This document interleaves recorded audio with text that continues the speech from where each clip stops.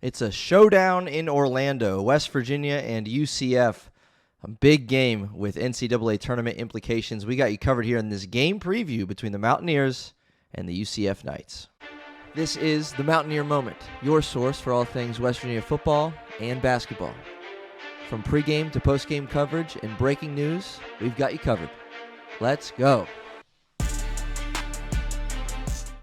Welcome in, everybody, to another episode of Mountaineer Moment, episode 146. And this is your source for all things West Virginia football and basketball. And like we've done all basketball season long, we've got an opponent preview for West Virginia's upcoming matchup with the UCF Knights. And really, this might be I don't know if it's the first time, but this is unusual that we're going to do. Really, it's going to be a two-part preview for you on Mountaineer Moment of this massively important game for West Virginia as they head down to Orlando. So this is part one of an opponent preview, and then part two, that episode is going to come on later in a few hours and maybe tomorrow, depending on when you're watching this. That episode is going to break down really some keys to victory for West Virginia, and maybe, just maybe, are we going to call this a must-win game? You will hear my thoughts on just that in that episode that's going to come following this one. But this one's kind of our standard opponent preview. We're going to tell you all you need to know about UCF as we gear up for this game on Saturday evening, how they got here, what they looked like in the non-conference, and what they've looked like in Big 12 play, who they've beaten, who they've lost to, and an interesting streak that they're on. We're going to give you some numbers to know relating to them and what they've looked like this season, some players to know to keep an eye on ahead of Saturday's matchup. And then toward the end, I will get a little bit of a preview for you for that next episode that's coming as we talk about just how important this game is and give you some context with that. But before we get into today's episode, why don't you go ahead and hit that subscribe button for us on YouTube, Apple Podcasts, Spotify, or Amazon Music. We would love for Mountaineer Moment to be your trusted source for all things West Virginia football and basketball. I will say, like it or hate it or whatever, we've been very, very consistent of giving you game previews and game recaps all season long, and we don't plan on stopping anytime soon. So hit that subscribe button and join the Mountaineer Moment community as we give you all things you need to know for this West Virginia basketball team. So big game. Big game. I mean, it's mid-February. You know what happens in mid-March, and West Virginia, sitting at 15-9, 6-5 in conference play, is taking a trip to Orlando to see UCF for the first time this season. UCF 17-6. It's actually the first of two matchups between these two teams over the course of the next few weeks. They're also 6-5 in the Big 12. And right now, you can look at 40 different bracketology sheets and break that down and get a whole bunch of different answers as to where teams sit right now. But as it looks, and UCF's on a 2-game skid, but as it looks, according to ESPN's Joe Lunardi, which is the one I've looked at the most, according to him, UCF is one of the last 4 byes at this moment, so they're on the NCAA Tournament bubble. West Virginia is not in the first 4 out or the next 4 out. They're part of that little next group. So they're, the 9th, 10th, 11th team that Lunardi has just on the outside looking in at the NCAA Tournament. And so when you think about that, you think about first of 2 matchups that these teams are going to have this year. You think about West Virginia as a team that's on the outside looking in, according to him. And you get a matchup against UCF, who's a team just barely in at this moment. This is huge. And you've got 7 regular season games left if you're West Virginia. You're 15-9. You're 6-5 in the Big 12. And if you didn't watch that episode I released just a few days ago on really a deep dive conversation on March Madness and West Virginia's chances, where they sit at with 7 games to go, you can go check that one out. That one's been out for a few days. But this game's huge. It just is huge, and it's another opportunity we've talked about extensively here on Mountaineer Moment at great length about how many opportunities this West Virginia team has had in both the non-conference and in conference play, and perhaps their biggest opportunity that they squandered, which is what I called it, against that Texas Tech team when they came to Morgantown. Not that it was like an opportunity because West Virginia had the game in the bag or anything like that, but you got a top 15 came to Morgantown. You knocked, what was it, 2 out of 22 from 3 or whatever, and you allowed them to go off from 3, and you ended up losing that game in a, the final score was just a 7-point game, 70-63. I mean, that would have been the type of win that puts you really deep into that conversation. You would have been 7-4 in conference play, and the more above, I mean, this is super obvious, but the more above 500 you are as a team in the Big 12 in conference play, the more likely you are to make the big dance. Like they're far more likely to put a team like that in who's several games above 500. Right now, West Virginia's clinging to being 6-5, and just like UCF and TCU and Oklahoma State, these teams are on the bubble, and those other teams that I just named are a little bit ahead of West Virginia, meaning that there's work to do, and all of those teams that I just named in the Big 12 are not getting in. That's the reality of it. But over 7 games, and I'm just, not that I haven't realized this before, but you've got 2 against UCF, a team that's on the bubble. You've got 1 at TCU and 1 at Oklahoma State.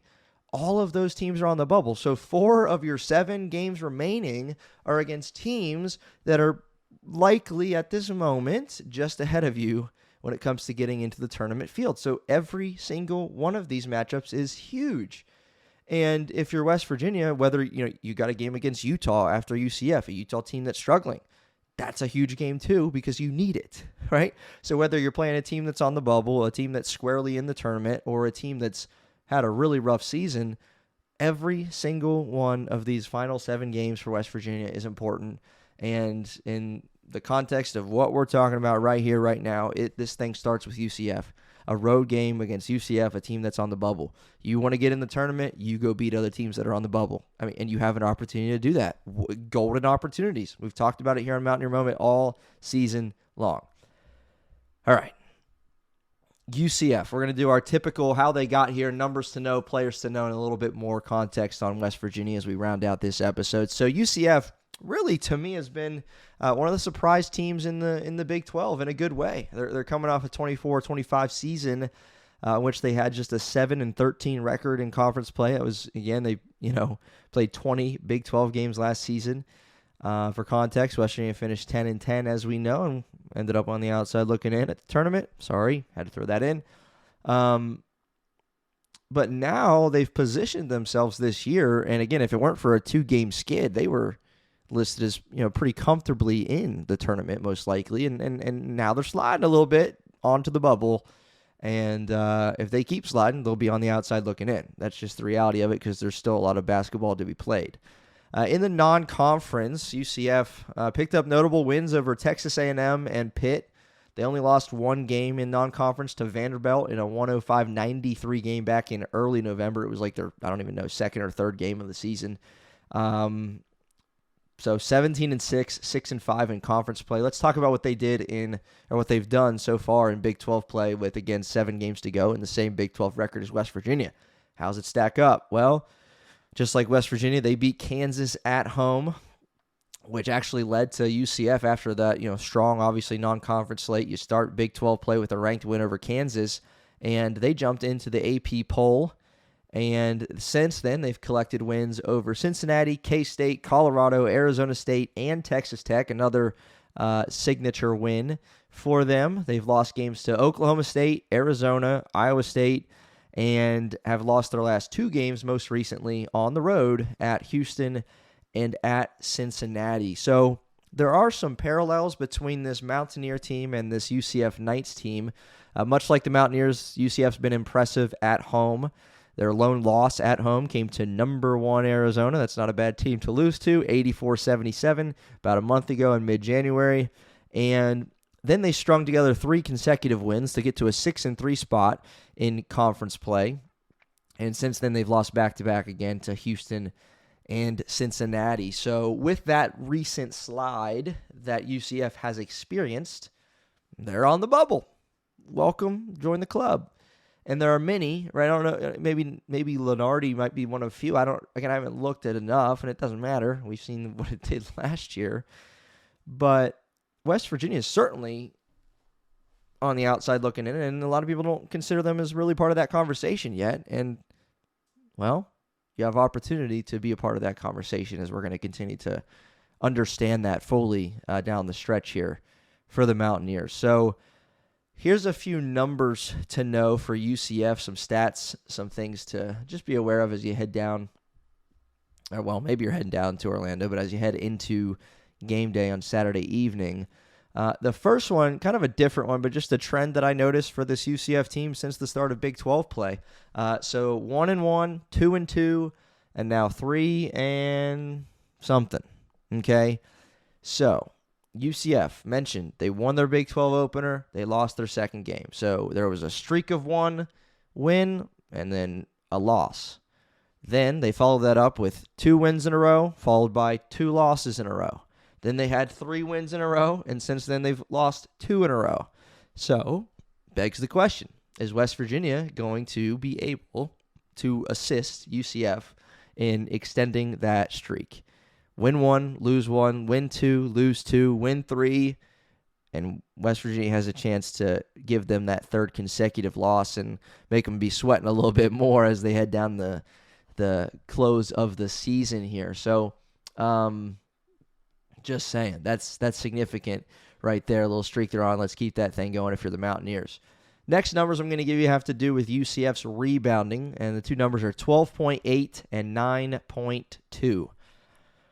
12.8 and 9.2. They've been one of the better rebounding teams in the Big 12 this season. They're hauling in 12.8 offensive rebounds per game, and they only trail Houston and Arizona in that department. So I don't know about you, but that's two pretty good teams you'd like to be mentioned in the same breath with, and that's UCF averaging 12.8 rebounds, offensive rebounds per game on the season. And then defensively, on the flip side, they're only allowing 9.2 offensive rebounds to opposing teams, and the only team they trail in that department is West Virginia, who's allowing only 8.9 to lead all Big 12 teams as far as defensive rebounding and not giving up too many offensive boards.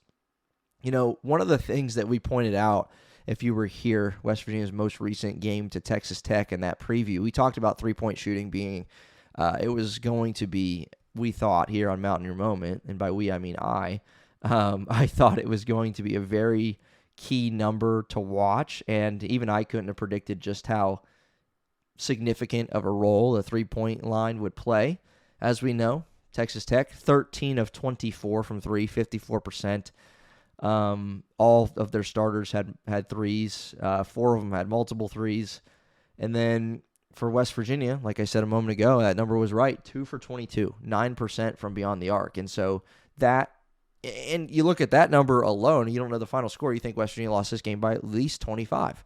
Somehow, some way, they only lost by 7. West Virginia didn't shoot it well at the free throw line either.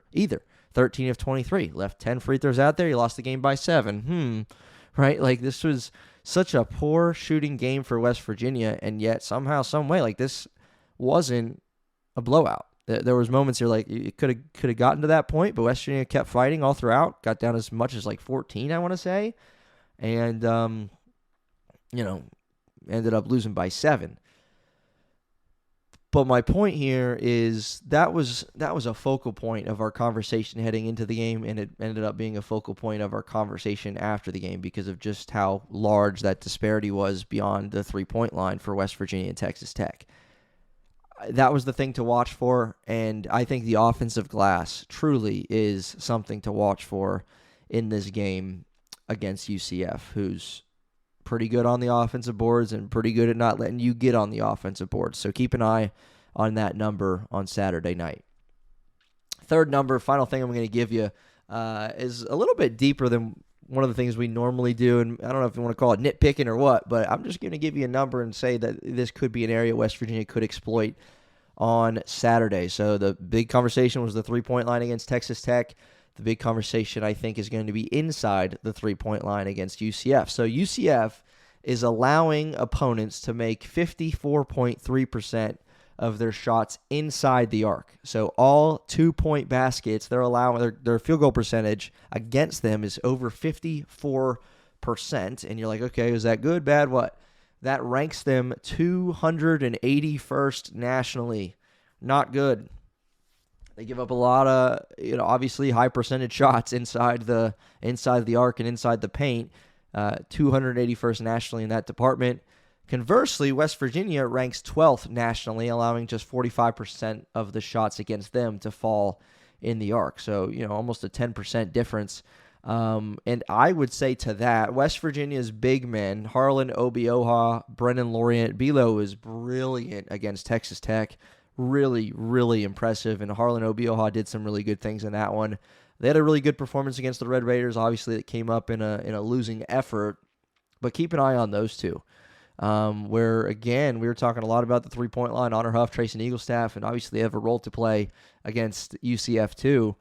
But if UCF is susceptible to giving up lots of high percentage looks inside, let's get Obioha going. Let's get Belo going. He was terrific against Texas Tech. Would love to see him do that yet again.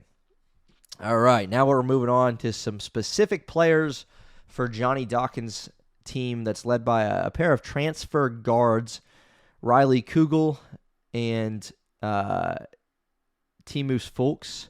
So Kugel's averaging 14 points per game. He's shooting 38% from three. And then Fulks is a pass-first point guard who can fill it up too, though. He transferred from Milwaukee. He's averaging 13 points, 6.8 assists, and his 6.8 assists per game rank him 12th in the nation. Really knows how to find his teammates and get them in spots to knock down shots. Oh, and by the way, Fulks is shooting 44% from three, albeit on just 1.5 attempts per game. But keep an eye on him from beyond the arc. On the interior, there's a couple more transfers for this UCF team. Jamichael Stillwell and Jordan Burks. Both of those guys are averaging 12 points per game. Stillwell and Fulks, the point guard, were teammates at Milwaukee, coming over to UCF.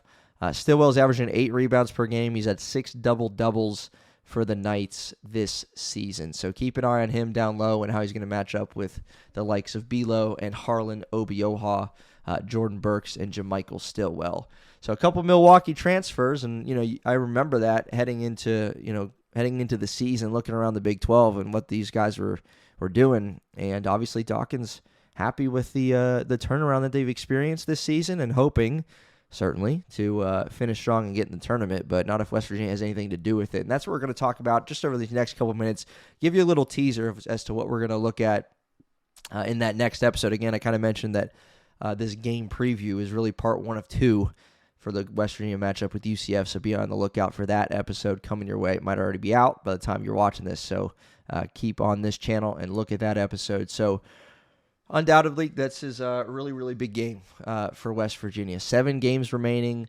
Mountaineers remain on the outside looking in at the NCAA Tournament, according to Joe Lenardi, and certainly others who might not even have them on the radar, really. The good news is West Virginia's remaining schedule has opportunities galore against ranked teams or against teams that are on the NCAA tournament bubble just like you are. Several of those are on the road, right? You get UCF on the road, UCF at home, but you got to go to TCU, who knocked off Iowa State to bolster their chances dramatically, and then you get Oklahoma State on the road too. So if you're going to do this thing, you're going to have to win some road games. Let me break it to you. You're not making the tournament just by winning at home, so you got to go out and get a couple on the road. Mountaineers 15-9, 6-5 in the Big 12.